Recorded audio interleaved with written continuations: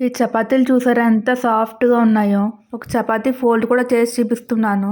ఒకవేళ మీకు చపాతీలు ఎక్కువైపోయి ఈవినింగ్ వరకు స్టోర్ చేసుకోవాలి అనుకున్నా సరే, చపాతీలు ఇలాగే మెత్తగా ఉంటాయి. ఇంకా ప్రాసెస్‌లోకి వెళ్తే 1 ½ కప్ వీట్ ఫ్లోర్ తీసుకోవాలి.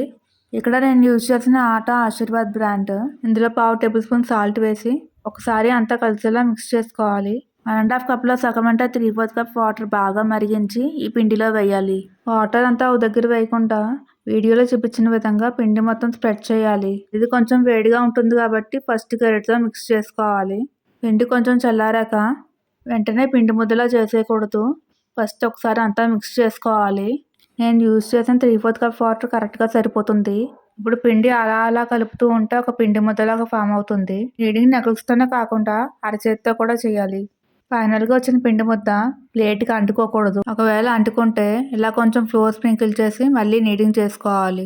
ఆయిల్ అప్లై చేసి ఒక 15 మినిట్స్ రెస్ట్ ఇవ్వండి. ఇలా హాట్ వాటర్ యూజ్ చేయడం వల్ల నీడింగ్ టైం చాలా రెడ్యూస్ అవుతుంది. నాకు ఈ పిండి కలపడానికి ఒక 10 మినిట్స్ పట్టింది అంతే.